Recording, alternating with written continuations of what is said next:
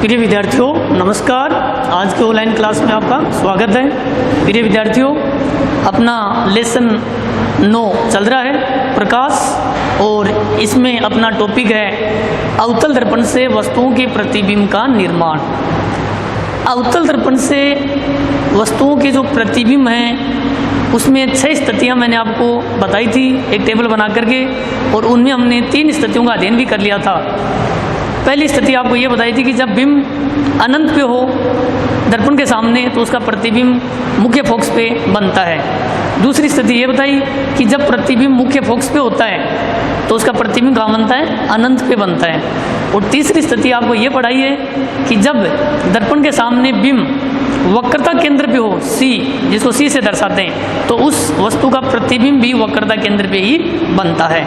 और आज हम चौथी स्थिति का अध्ययन करते हैं। देखिए स्थिति नंबर 4, बिंब वक्रता केंद्र व मुख्य फोकस के बीच में हो। दर्पण के सामने बिंब को कहाँ रखेंगे हम? वक्रता केंद्र और मुख्य फोकस के बीच में। तो इसका प्रतिबिंब कहाँ बनेगा? C से परे बनेगा। परे का मतलब दूर, वक्रता केंद्र से दूर बनेगा, अनंत की तरफ बनेगा। अब कैसे बनेगा इसका हम किरण चित्र बनाते हैं। देखो ये अपना अवतल दर्पण है। अवतल दर्पण के ऊपरी भाग पे क्या होती है? पॉलिश। अंदर दशा भाग है वो परावर्तक पृष्ठ का काम करता है। ये इसका मुख्य अक्ष है दर्पण का, ये ध्रुव है P। ध्रुव क्या होता है? गोलीय दर्पण के परावर्तक पृष्ठ का मध्य बिंदु दर्पण का ध्रुव कहलाता है।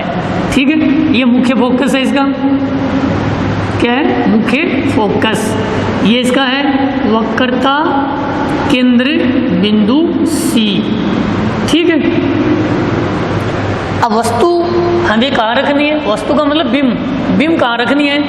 दर्पण के सामने वक्रता केंद्र और मुख्य फोकस के बीच में रखेंगे। यहाँ रख देते हैं हम। बिंब का नाम कुछ भी दे दो, जैसे हमने नाम दे दिया इसका MN, ये बिंब है। ठीक है, अब देखिए हम यहाँ कौन से नियम लागू करते हैं? पहला नियम लागू करते हैं। प्रथम नियम क्या है? प्रकाश की किरण बिंब से मुख्य अक्ष के समानांतर दर्पण पे आपतित होती है, और दर्पण से परावर्तन के बाद वो मतलब किस में से? फोकस में से आ जाती है।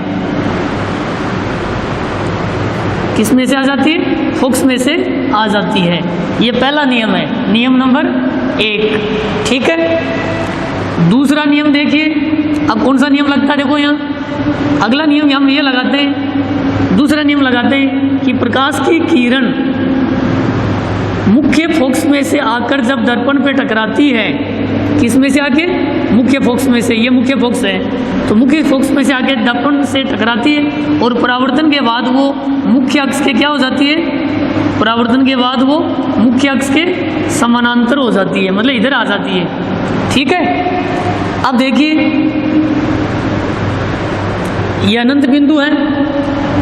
ये कौन सा बिंदु है? अनंत। अब देखो ये दोनों परावर्तित किरणें, ये पहला नियम है, और ये हो गया अपना दूसरा नियम, नियम नंबर 2। तो इन दोनों नियमों की जो परावर्तित किरणें एक दूसरे को देखो यहाँ काट रही हैं, तो प्रतिबिंब यहाँ बनेगा, यहाँ प्रतिबिंब बनेगा। प्रतिबिंब कैसा बन गया? उल्टा, क्यों? बिंब ऊपर है और प्रतिबिंब नीचे बन गया। ये देखो M जो बिंदु है ये नीचे आ गया, M डैश लिखेंगे इसको हम। ये N यहाँ आ जाएगा, N डैश। तो ये तो बिंब है और ये बन गया इसका प्रतिबिंब। तो प्रतिबिंब कहाँ बना?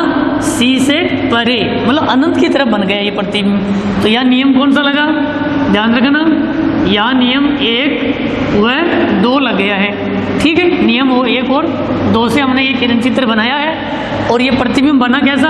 आपको पूछेंगे इसकी प्रकृति बताओ कि प्रतिबिंब किस तरह का बना। तो प्रतिबिंब, ये दोनों परावर्तित किरणें वास्तव में देखो इस बिंदु पे काट रही हैं, तो ये प्रतिबिंब है वास्तविक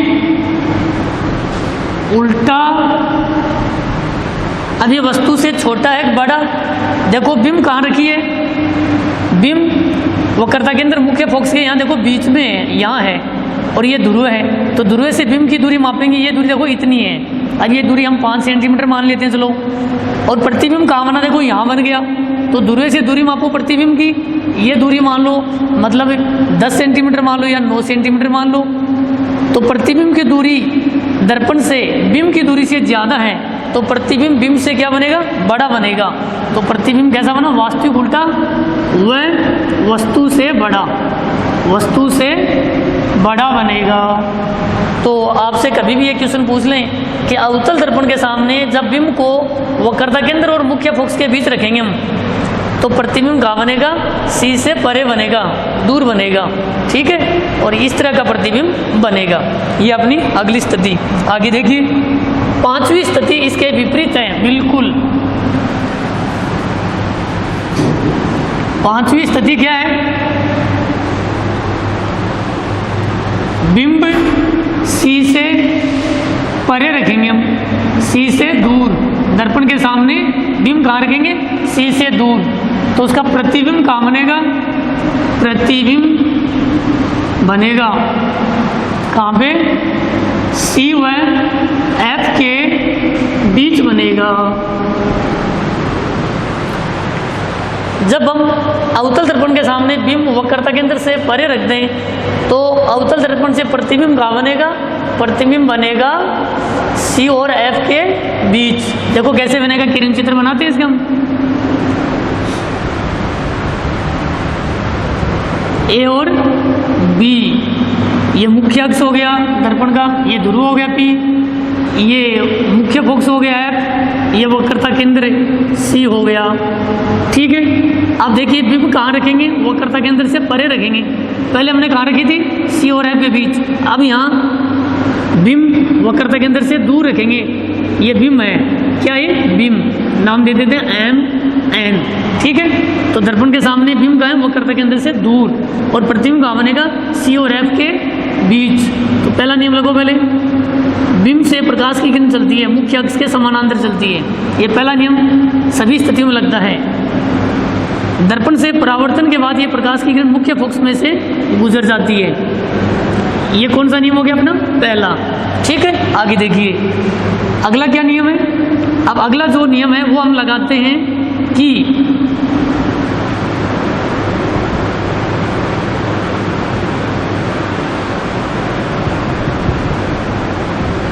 अगला जो नियम है वो हम लगाते हैं अपना तीसरा नियम। तीसरा नियम आपको क्या पढ़ाया था मैंने, कि जब भी कोई प्रकाश की किरण वक्रता केंद्र बिंदु से, कौन से बिंदु से, वक्रता केंद्र बिंदु से होकर गुजरती है और दर्पण पे टकराती है, तो दर्पण से टकराने के बाद वो प्रकाश की किरण परावर्तित होने के बाद इसी मार्ग से वापस लौट जाती है। मतलब वक्रता केंद्र में से ही तो आती है और टकराने के बाद वक्रता केंद्र सी में से ही वापस लौट जाती है। ठीक है, तो यहाँ नियम कौन सा लगा, एक, और ये नियम लग गया तीन, एक और तीन। अब देखो ये दोनों परावर्तित किरणें, ये परावर्तित किरण है और ये भी परावर्तित किरण है, ये दोनों एक दूसरे को देखो यहाँ काट रही हैं, तो प्रतिबिंब यहाँ बनेगा, यहाँ प्रतिबिंब बनेगा। अब देखो एम नीचे आ गया तो यहाँ लिख दो एम डैश और यहाँ लिखोगा एन डैश, तो उल्टा बन गया प्रतिबिंब। तो प्रतिबिंब कहाँ बना, वक्रता केंद्र और मुख्य फोकस के बीच।